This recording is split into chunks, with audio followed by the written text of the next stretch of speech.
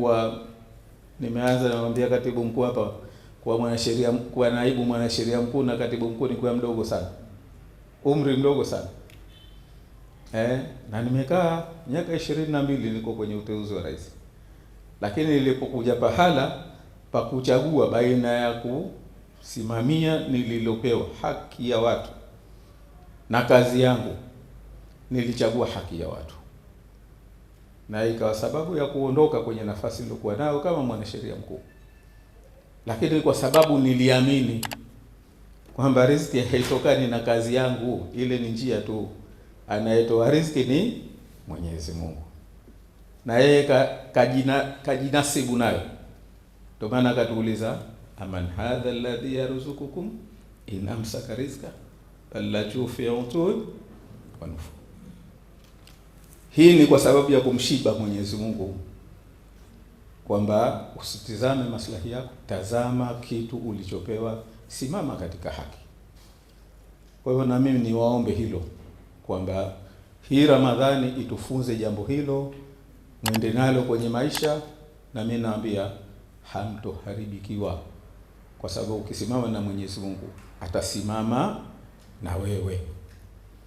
Na njia moja ambayo ya kusimama na Mwenyezi Mungu, hata ukisoma namna gani, tanguliza kuwa na heshima, tanguliza kuwa na mwenendo mwema.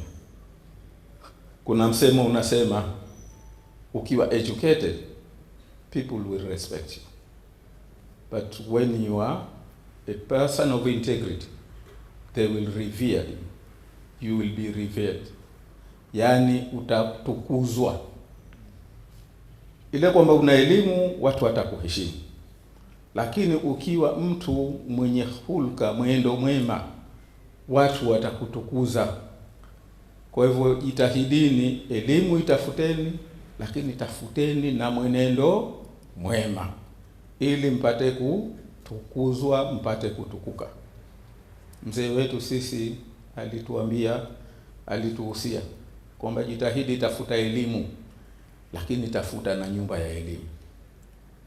Na nyumba ya elimu si ya matofali.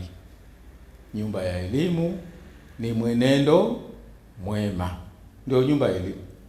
Ukiwa na elimu hata imefika vipi, una mwenendo mwema, utahangaika wewe na utahangaisha na wenzako.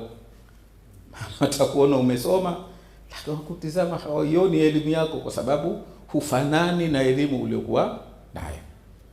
Kwa hivyo mimi niwaombe katika hilo, na nimalizie kwa kuwapongeza kwa dhati uongozi wa shule na walimu vile vile, na nyinyi wenyewe mmeipa heshima taasisi hii. Muendelee kuipa heshima, ili sisi wana wa mtaa ikitwaja tuseme iko mtaani kwangu hiyo bwana, hiyo ya kwetu. Kwa hivyo niwaombe tuendeleze hilo, na inshallah niishie kwa kuwatakia tumalizie Ramadhani hii kwa salama. Mwenyezi Mungu atupe fadhila za mwezi huu mtukufu wa Ramadhani, na ajalie funga zetu ziwe pia ni sadaka zetu kwa yale mema ambayo tunayatafuta. Assalamu alaikum warahmatullahi ta'ala wabarakatuh.